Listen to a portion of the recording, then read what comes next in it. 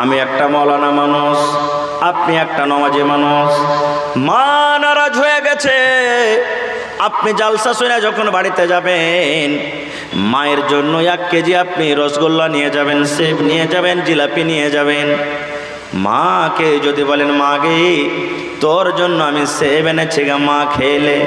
মা বলবে, বেটা রে তোর খাবো না রে বেটা, সেব তোর খাবো না, তোর সাথে আমি কথা বলবো না, সেব তোর খাবো না। একদিন কেটে গেল, আবার যদি মাকে আবার বলেন, মা গে তোর জন্য আমি একটা বিস্কিটের পকেট এনেছি গা, মা তুই খেলে। আবার যদি মা বলে, বেটা রে তুই চলে যা, তোর মতন ছেলের আমি মুখ দেখবো না। আবার আপনি একদিন পর 1 ঘন্টা পর মাকে যদি বলেন, মা গে আমি তোর সন্তান গে, মা আমার ভুল যদি হয়ে থাকে মাফ করে দে গে মা, মা তোর জন্য আমি দেখ কলা এনেছি, কলা খাইনি। এরকম করে করে যদি আপনি মাকে বলেন, তাও যদি মা বলে আমি তোর কেলা খাবো না, সেব খাবো না, মিষ্টি খাবো না, তোকে আমাকে দেখতে চেয়ে করে না, তুই আমার কাছ থেকে চলে যা।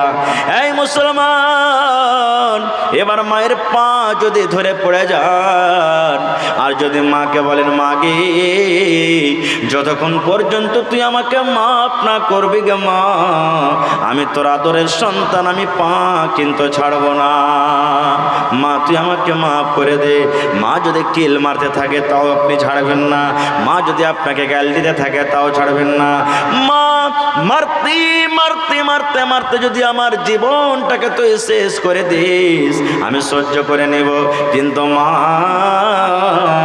যতক্ষণ পর্যন্ত তুই মাফ না করবি অতক্ষণ পর্যন্ত আমি তোর পা ছাড়ব না। আল্লাহ রাব্বুল আলামিন এবার মালাকুল মউতকে ডাকতে বলছেন, যে ফেরেশতা মানুষের জান কবজ করে মালাকুল মউত। আল্লাহ রাব্বুল আলামিন মালাকুল মউতকে ডাক দিলেন, রে আমার মালাকুল মউত, ওই 100টা লোককে মার্ডার করার পর এই পূর্ণিয়া টাউন, পূর্ণিয়া শহরে তওবা করার জন্য যায়, ওখানে ইবাদত বান্দেগি করবে।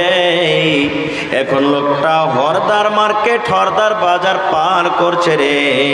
তুমি যাও যাও, পূর্ণিয়া বাজার ঢোকার আগে আগে তার জান খানা কবজ করে নাও। যাও, ও যেন পূর্ণিয়ার বাজার ঢুকতে না পারে, বাজার ঢুকার আগে আগে ওর জান খান কবজ করে নাও। এবার আল্লাহ রাব্বুল আলামিনের আদেশ পেয়ে মালাকুল মউত এবার ওই লোকটার জান কবজ করে নিলেন। ধরেন হরদা বাজারে লোকটা মরে গেল, জান তার কবজ হয়ে গেল। আল্লাহ রাব্বুল আলামিনের জান্নাতের ফেরেশতা এসে হাজির, আর জাহান্নামের ফেরেশতা এসে হাজির। জান্নাতের ফেরেশতা তাকে ধরছে, তাকে উঠাবে, হাত ধরছে, পা ধরছে, আর ধরার পর তাকে জান্নাতের ভিতরে নিয়ে যাবে। এই লোকটাকে আমি জান্নাতের ভিতরে নিয়ে যাব।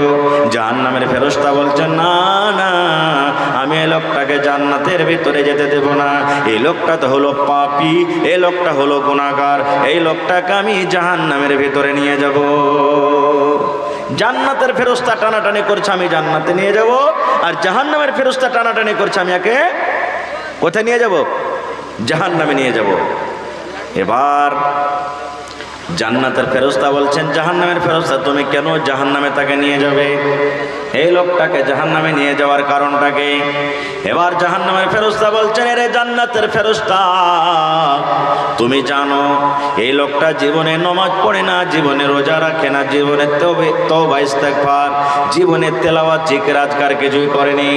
উপর থেকে 100টা লোককে মার্ডার করেছে, 100টা লোককে জবাই করেছে। এই জন্য এই পাপ কাবিরা গুনাহ করেছে, বড় পাপ করেছে, 100টা মার্ডার করেছে, যার কারণে আমি লোকটাকে জাহান্নামের ভিতরে নিয়ে যাব। এবার জান্নাতের ফেরেশতা বলছেন, না না, আমি তাকে জাহান্নাম যেতে দেব না। জাহান্নামের ফেরেশতা বলছেন, কেন তুমি জাহান্নামে যেতে দেবে না? এবার জান্নাতের ফেরেশতা বলছেন, জাহান্নামের ফেরেশতা রে, আমি জানি লোকটা 100টা মার্ডার করেছি, আমি জানি লোকটা জীবনে আল্লাহকে বলে জীবনে ডাকেনি, এই লোকটা আল্লাহর ইবাদত বান্দেগি করেনি, কিন্তু জাহান্নামের ফেরেশতারে এই মরার আগে আগে, এই শ্বাসটা বন্ধ হওয়ার আগে আগে যখন বাড়ি থেকে বের হয়, আল্লাহর দরবারে কেঁদে কেঁদে কেঁদে এমন ভাবে তওবা করেছেন, আল্লাহ রাব্বুল আমিনের দরবারে কেঁদে কেঁদে কেঁদে এমন ভাবে তওবা করেছেন, আল্লাহ রাব্বুল আমিন তার তওবাকে কবুল করে তার জীবনের গুনাহকে আল্লাহ মাফ করে দিয়েছেন। এই জন্য লোকটাকে আমি জান্নাতের ভিতরে নিয়ে যাব। আল্লাহ গুনাহ মাফ করে দিয়েছেন, এই জন্য আমি জান্নাতে নিয়ে যাব। বলছেন না আমি জান্নাতে যেতে দেব না। দুই ফেরেশতাদের ঝামেলা বাঁধিয়ে দিলেন। আল্লাহ তাবারাক ওয়া তাআলা আর একটা ফেরেশতাকে পাঠালেন, যা ওখান দিয়ে ওরা যদি ডাকে তো ওকে ইনসাফ করে দাও গা। এবার আসতে আছেন, এবার জান্নাতের ফেরেশতা জাহান্নামের ফেরেশতা বলছেন, এই রাস্তা দিয়ে যাকে আসতে দেখবো ও যেটা ফয়সালা করে দিবে আমরা মেনে যাব। বলছে ঠিক আছে। এবার সেই ফেরেশতা এলেন, আসার পর বলছেন যে ভাই আমাদের দুজনের ফয়সালাটা তুমি করে দাও তো। চলে গেলেন, যাওয়ার পর বলছে কি হয়েছে রে ভাই? তো বলছে যে দেখো এই লোকটা 100টা লোককে মার্ডার করেছে, আর আমি একে জাহান্নামে নিয়ে যেতে চাচ্ছি, কিন্তু জান্নাতের ফেরেশতা নিয়ে যেতে যায়নি। জান্নাতের ফেরেশতা বলছেন যে ভাই এই লোকটা এমনভাবে আল্লাহর দরবারে তওবা করেছে, আল্লাহ তাআলা তার গুনাহটাকে মাফ করে দিয়েছেন, এই জন্য আমি তাকে জান্নাতে নিয়ে যাব। তো জাহান্নামের ফেরেশতা যেতে দেই না। এবার আপনাদেরকে একটা প্রশ্ন করি, আপনার এই তেতুয়ারি থেকে হরদা বেশি দূরে না হরদা থেকে পূর্ণিয়া বেশি কাছে? বলেন তো কোনটা বেশি কাছে? হরদা বাজার দেখেছেন আপনার? তো আপনার তেতুয়ারি থেকে হরদা বেশি এমনে কাছে হলো না হরদা থেকে পূর্ণিয়া বেশি কাছে হলো? পূর্ণিয়া কাছে হলো।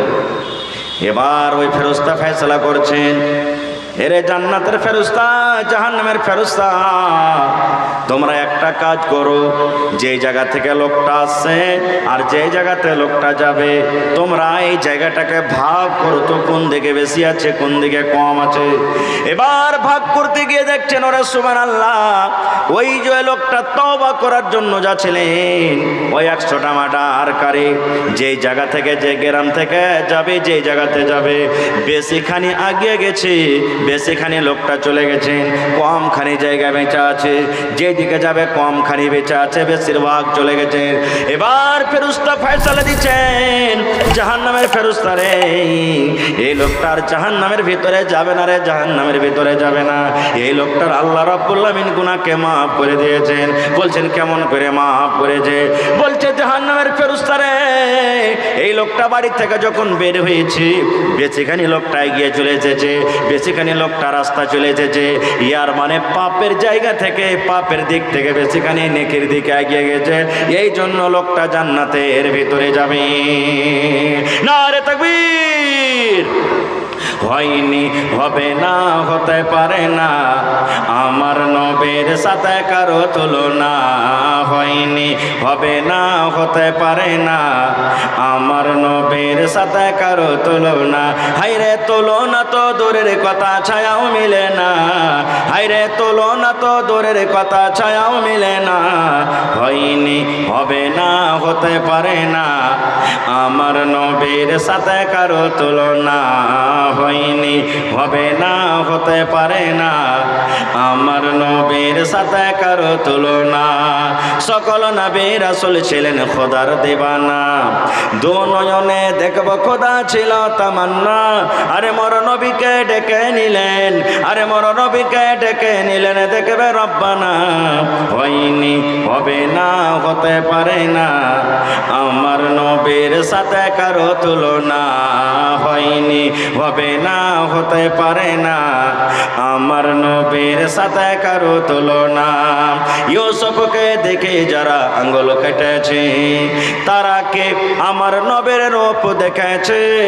ইউসুফকে দেখে যারা আঙ্গুল কেটেছে তারা কে আমার নবীর রূপ দেখেছে। আরে দেখতো যদি কেটে দিত, আরে দেখতো যদি কেটে দিত কলিজাখানা। হয়নি, হবে না, হতে পারে না, আমার নবীর সাথে কারো তুলনা। হয়নি, হবে না, হতে পারে না, আমার নবীর সাথে কারো তুলনা। নবী আমার কত সুন্দর ছিলেন জানেন? চাঁদনি রাত, 14 দিনকার পূর্ণমার চাঁদ ঝলমল করে জ্বলছে আকাশে, কোনো রকমের মেঘ বাদল নেই। নবীর পাঞ্জরে হযরত আবু হুরায়রা রাদিয়াল্লাহু তাআলা আনহু বসে আছেন। একবার চাঁদের দিকে দেখছেন আর একবার নবীর চেহারার দিকে দেখছেন, একবার চাঁদের দিকে দেখছেন, একবার নবীর চেহারার দিকে দেখছেন। এই একবার দেখা পর আল্লাহ রাসূল বলছেন, আবু হুরায়রা কি ব্যাপার, তুমি একবার চাঁদের দিকে দেখছো, একবার আমার দিকে দেখছো? হযরত আবু হুরায়রা রাদিয়াল্লাহু তাআলা বলছেন, আল্লাহর নবী গো, আমি আবু হুরায়রা পার্থক্য করতে পারি না নবী গো, কি 14 দিনকার চাঁদটা বেশি সুন্দর, কি আপনি দয়ার নবী বেশি সুন্দর, আমি পার্থক্য করতে পারি না। তাই কই বলছেন, ইউসুফকে দেখে যারা আঙ্গুল কেটেছে, ইউসুফ নবীকে দেখে লোক কেটেছিল না? শুনেছেন আপনারা ঘটনা থেকে যাব না। ইউসুফকে দেখে যারা আঙ্গুল কেটেছে, তারা কি আমার নবীর রূপ দেখেছে? আরে দেখতো যদি কেটে দিত, আরে দেখতো যদি কেটে দিত কলিজা খানা, হয়নি, হবে না, হতে পারে না, আমার নবীর সাথে কারো তুলনা, হয়নি, হবে না, হতে পারে না, আমার নবীর সাথে কারো তুলনা।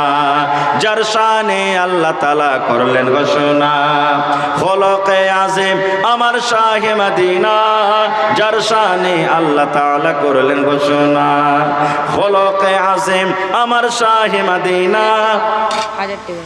কে দিলে?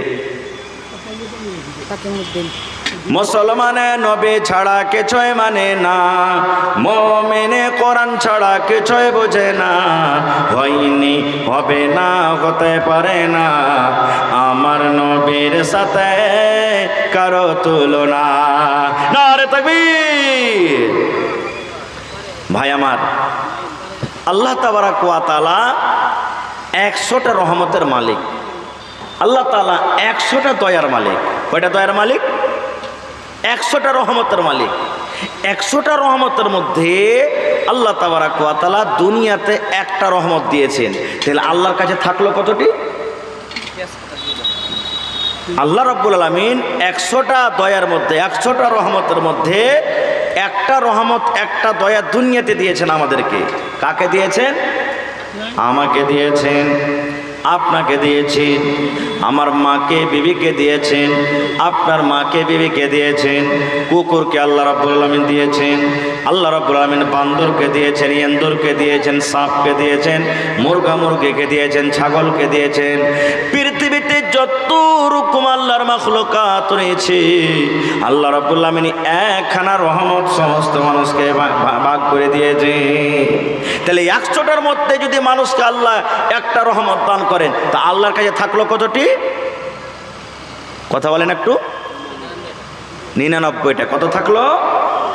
99টা। এবার আপনাকে বলি, দু ভাই আছে একসাথে, যদি আর একটা ভাইকে যদি কেউ মারে, ও খাড়িয়ে খাড়িয়ে দেখবে যে ভাই, দেখবে লাঠি নিয়ে দৌড়াবে কি দৌড়াবে না? বাড়িতে মুরগি ছাগল আছে না, আপনাকে মুরগি আছে না, এক একটা মুরগিকে দেখবেন ওর পাঞ্জরতে হেঁটে যাবেন, আর ছা যদি থাকে ওর আপনার উপরে চিলের মতন করে ঝাঁপিয়ে পড়বে। মুরগি মনে করবে যে বুঝি না আমাকে, আমার ছাকে ধরতে আসছে। ওই যে একটুখানিক দয়া পেয়েছে, একটুখানিক ময়া পেয়েছে। বিলের ছাকে আপনি ধরে দেখেন, বিলে আপনাকে লুচতে যাবে, মনে করবে যে বুঝেন আমার ছাকে মারতে আসছে। প্রত্যেক জিনিসের মোড়ে ময়া। এবার আপনাকে বলি, আমি একটা মৌলানা মানুষ, আপনি একটা নমাজি মানুষ, মা নারাজ হয়ে গেছে। আপনি জালসা শুনে যখন বাড়িতে যাবেন, মায়ের জন্য 1 কেজি আপনি রসগোল্লা নিয়ে যাবেন, সেব নিয়ে যাবেন, জিলাপি নিয়ে যাবেন। মাকে যদি বলেন, মা গে তোর জন্য আমি সেব এনেছি গা, মা খেলে, মা বলবে বেটা রে তোর খাবো না রে বেটা, সেব তোর খাবো না, তোর সাথে আমি কথা বলবো না, সেব তোর খাবো না। একদিন কেটে গেল, আবার যদি মাকে আবার বলেন, মা গে তোর জন্য আমি একটা বিস্কিটের পকেট এনেছি গা, মা তুই খেলে, আবার যদি মা বলে বেটা রে তুই চলে যা, তোর মতন ছেলের আমি মুখ দেখবো না। আবার আপনি একদিন পর, 1 ঘন্টা পর মাকে যদি বলেন, মা গে আমি তোর সন্তানকে মা, আমার ভুল যদি হয়ে থাকে মাফ করে দেগে মা, মা তোর জন্য আমি দেখ কলা এনেছি, কলা খাইনি। এরকম করে করে যদি আপনি মাকে বলেন, তাও যদি মা বলে আমি তোর কেলা খাবো না, সেব খাবো না, মিষ্টি খাবো না, তোকে আমাকে দেখতে চেয়ে করে না, তুই আমার কাছ থেকে চলে যা। এই মুসলমান, এবার মায়ের পা যদি ধরে পড়ে যান, আর যদি মাকে বলেন মা গে, যতক্ষণ পর্যন্ত তুই আমাকে মাফ না করবি গে মা, আমি তোর আদরের সন্তান, আমি পা কিন্তু ছাড়বো না। মা তুই আমাকে মাফ করে দে। মা যদি কিল মারতে থাকে তাও আপনি ছাড়বেন না, মা যদি আপনাকে গাল দিতে থাকে তাও ছাড়বেন না। মা মারতে মারতে মারতে মারতে যদি আমার জীবনটাকে তুই শেষ করে দিস, আমি সহ্য করে নেব, কিন্তু মা যতক্ষণ পর্যন্ত তুই মাফ না করবি, অতক্ষণ পর্যন্ত আমি তোর পা ছাড়ব না। এবার আপনি বলেন, এরকম করে করে যদি কোনো মানুষ মায়ের কাছে মাপ চাহে, দুনিয়াতে এরকম কোনো মা নাই যা মাফ করবে না। করবে না, করবে না ভাই? জোরে বলেন, করবে না, করবে না? ইয়া যে মা এত রেগেছিল, যে মা আপনার চেহারা দেখতে রাজি ছিল না, যে মা আপনাকে কত গাল দিয়েছে, যে মা কত আপনাকে মেরেছে, মায়ের পা যখন জড়িয়ে ধরলেন আর বললেন মা গে, যত তুই গাল দিবি দিয়ে গে মা, যত তুই আমাকে মারবি গে মার মা, কিন্তু যতক্ষণ পর্যন্ত আমাকে মাফ না করবি আমি তোর পা ছেড়ে দেব না। ওরে সুবহানাল্লাহ, দুনিয়াতে কোনো এমন মা নাই এরকম করে মাপ চাহা পর ওই ছেলেটাকে মাফ করবে না। ওরে সুবহানাল্লাহ, এরকম করে যখন মাপ চাইবেন, অবশ্যই আপনার মা আপনাকে গলাতে জড়িয়ে ধরবে, আর তার চোখ দিয়ে পানি ঝরতে লাগবে। মা আপনার সাথে সাথে কানবে আর বলবে, হতভাগা সন্তান রে, যারে যা যা যা আমি তোমাকে মাফ করে দিলাম। কেন কথাটা বললাম?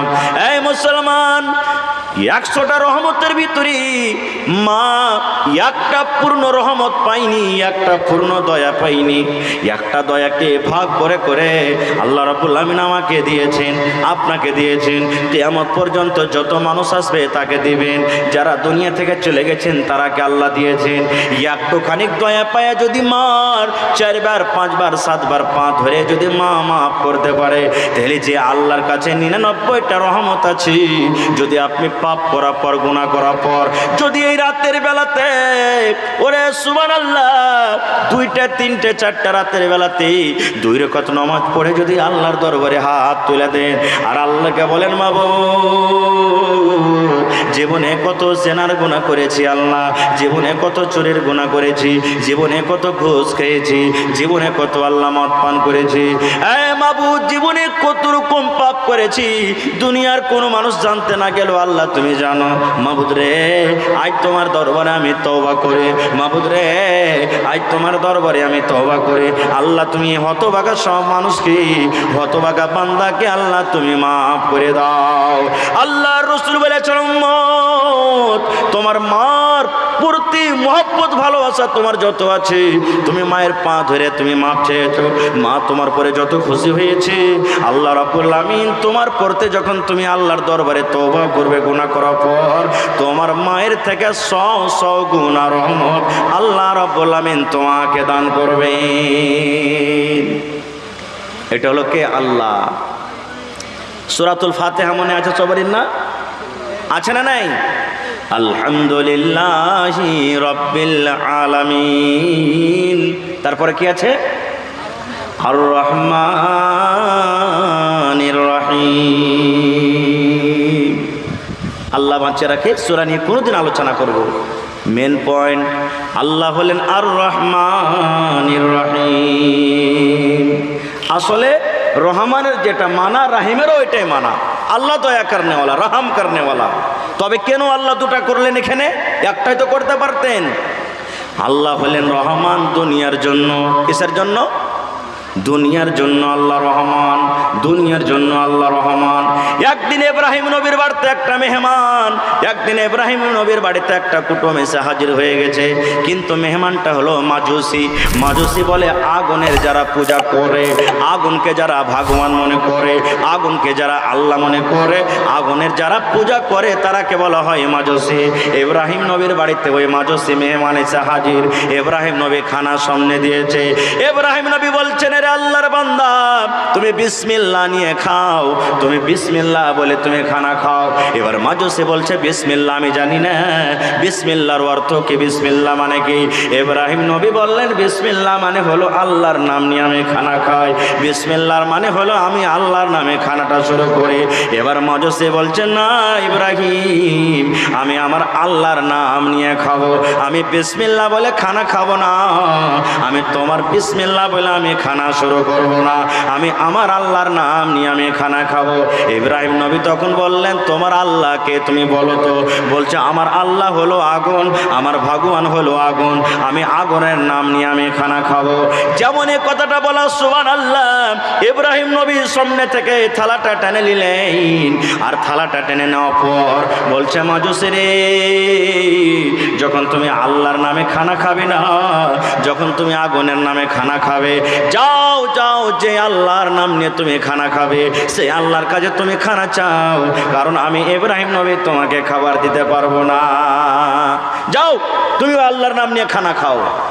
এবার লোকটা হাঁটতে হাঁটতে ধরেন মসজিদ পর্যন্ত যখন চলে গেছে, আল্লাহ রাব্বুল আলামিন ডাকতে বলছেন, ইব্রাহিম রে, এই লোকটার বয়স, ওরে সুবহানাল্লাহ, 40-50 বছর হয়ে গেল, জীবনে কোনোদিন আমাকে ডাকিনি রে ইব্রাহিম, জীবনে কোনোদিন আমার নাম নিয়ে খানা খাইনি, জীবন পর্যন্ত আগুনের নাম নিয়ে খানা খেয়েছে।